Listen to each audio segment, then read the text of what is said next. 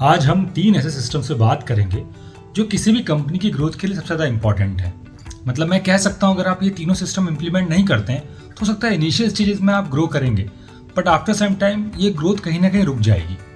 तो हम तीनों सिस्टम्स के लिए बात करते हैं। जो पहला सिस्टम है जो बहुत इंपॉर्टेंट है वो है goal setting for every department. इसका मतलब समझिए, मैं बहुत सारे एंटरप्रेन्योर को ट्रेनिंग देता हूँ और आपको डेटा जान के अजीब लगेगा, इनमें से 90% का कोई गोल ही नहीं होता कि कहाँ जाना है, क्या विजन है, अगले 10 साल में कहाँ पहुँचना है। ये रिटर्न में डॉक्यूमेंटेड और एकदम सिस्टमेटिक गोल नहीं मिलता। जो बचे हुए 10% लोग होते हैं उनके पास जो गोल होता है वो होता भी है तो सिर्फ और सिर्फ मार्केटिंग या सेल्स बेस्ड गोल।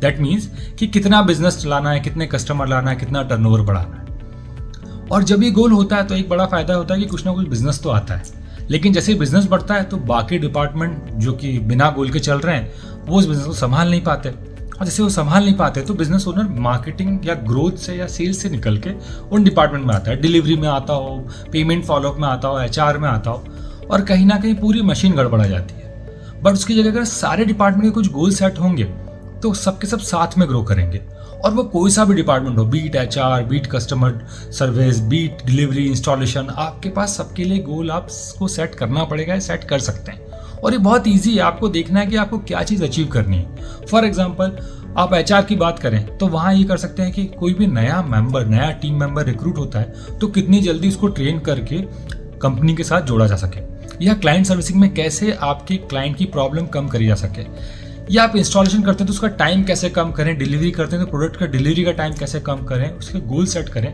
और क्वार्टरली रिव्यू करें।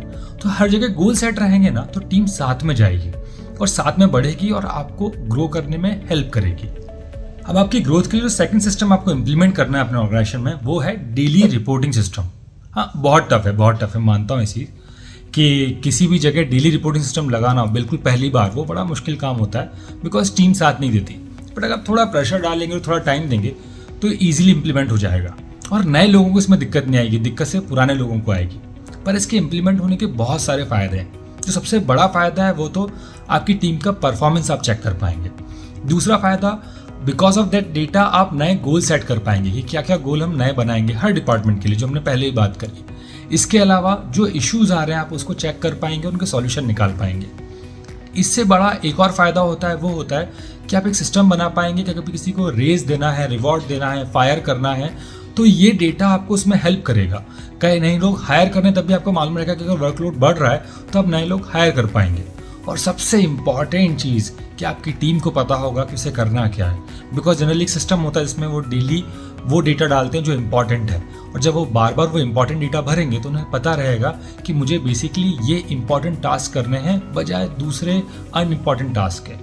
तो इम्प्लीमेंट दिस सिस्टम और उसके बाद रिजल्ट देखिए आप। मुझे बहुत से बिजनेस ओनर बोलते हैं कि हमने रिपोर्टिंग सिस्टम तो इम्प्लीमेंट कर दिया पर जो रिजल्ट चाहिए तो मिले नहीं, एक्सपेक्टेड रिजल्ट नहीं मिले। उसका बहुत बड़ा रीज़न है तीसरे सिस्टम का ना होना, और जो तीसरा सिस्टम है वो है फीडबैक सिस्टम।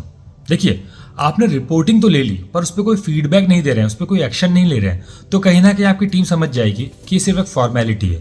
तो या तो कुछ भी डेटा भरेगी उसमें डेली रिपोर्टिंग में, या वो भरना छोड़ देगी और वो सेकंड नंबर का सिस्टम भी आपका फेल हो जाएगा।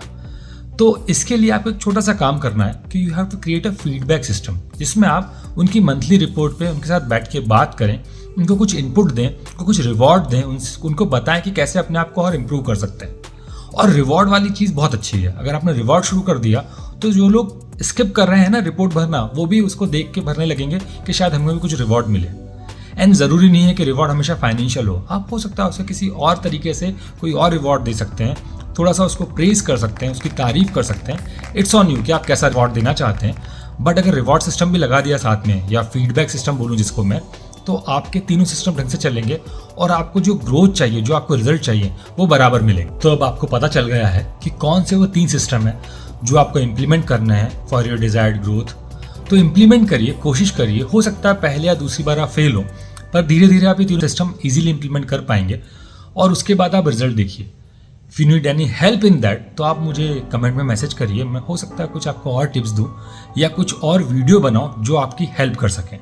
Otherwise you can join my program, my sessions जो रेगुलर होते हैं फॉर एंटरप्रेन्योर्स, जहां आप सीख सकते हैं how to create systems, how to implement system and how to get results.